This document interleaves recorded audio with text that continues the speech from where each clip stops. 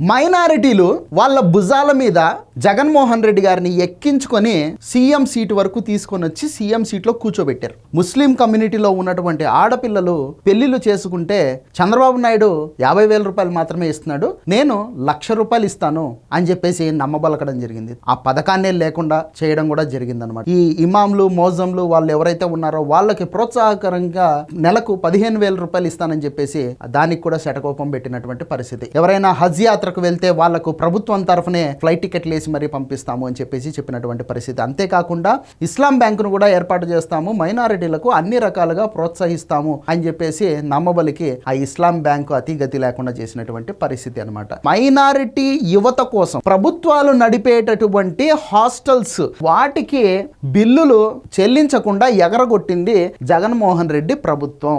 నా ఎస్సీ నా ఎస్టీ నా మైనారిటీ అంటూ ఊరూరా తిరిగి ప్రచారం చేసుకొని ఓట్లు దండుకున్నటువంటి జగన్మోహన్ రెడ్డి గారు ఆయన చెప్పిన మాటలకు చేసిన పనులకు ఎక్కడ పొంతననేది లేకుండా ప్రవర్తిస్తుంటారు.